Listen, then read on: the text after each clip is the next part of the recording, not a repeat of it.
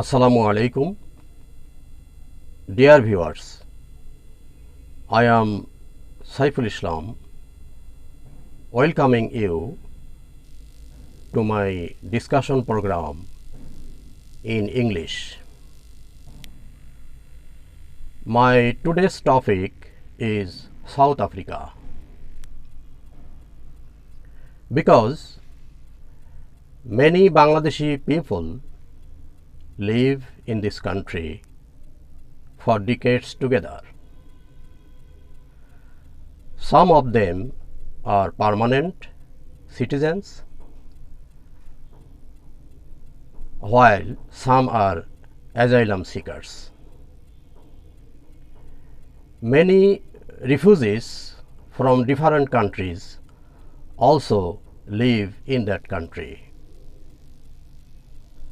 But in South Africa, the foreigners are mostly maltreated and annihilated badly in the form of xenophobic and other types of attacks.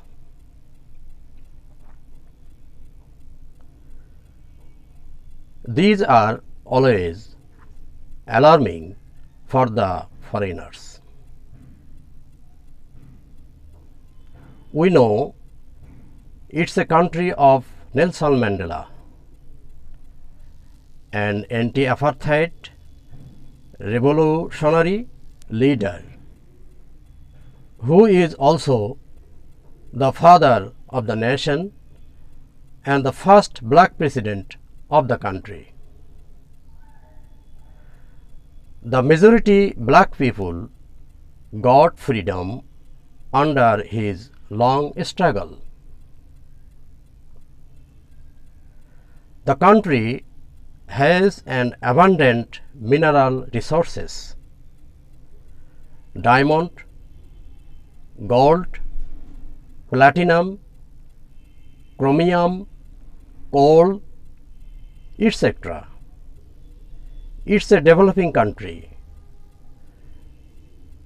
but there have poverty, crime, economic disparity, and uncertainty. 1/4 of the people are still unemployed. So, the majority of the unemployed and poor people are aggressive to the foreigners.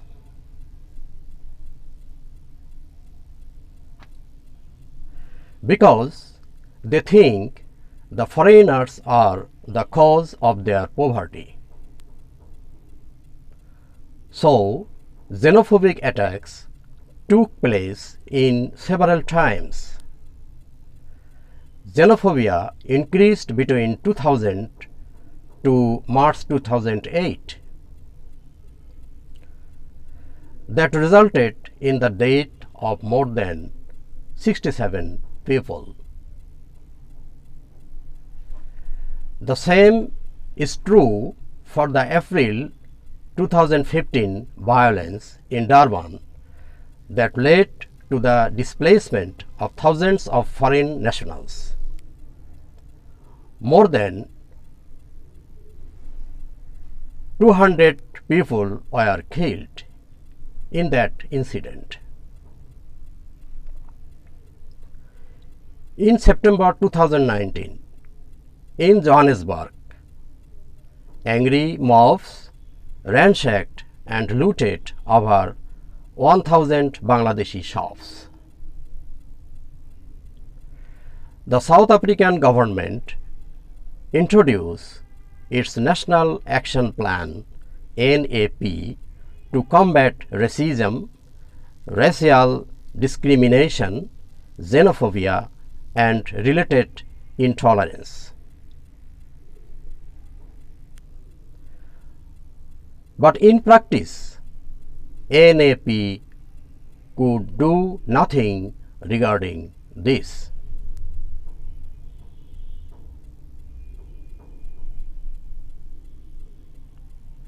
In addition to the xenophobic violence, many foreign nationals face difficulties in acquiring and renewing documentation to maintain legal status to remain in South Africa.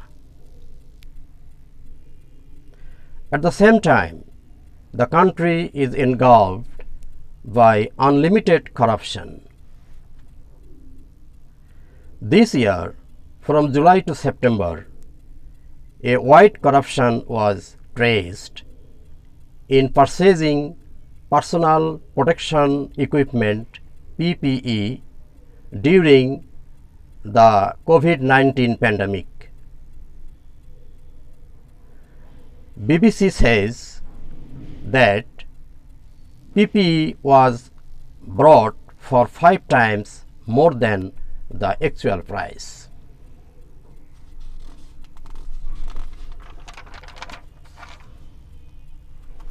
The government allocated 500 billion rand, equivalent to $26 billion sanction. This amount is equivalent to 10% of its GDP.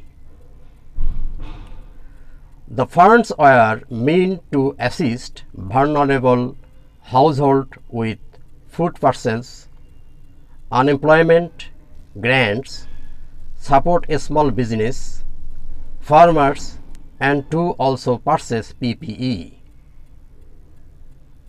But there suspects a huge corruption. Now the government is investigating the illegal transactions regarding this.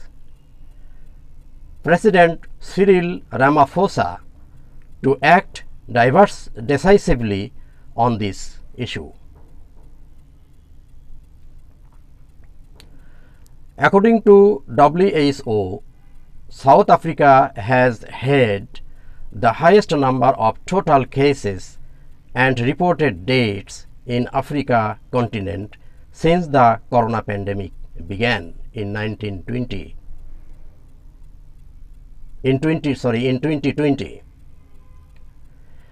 In the end of this topic, I like to speak something about xenophobia in South Africa. The authorities should ensure prosecution when suspects are identified in crimes, including property damage and public violence against non-nationals. Without a comprehensive xenophobic strategy, the government would not be able to control the waves of xenophobic attacks in South Africa. Thank you.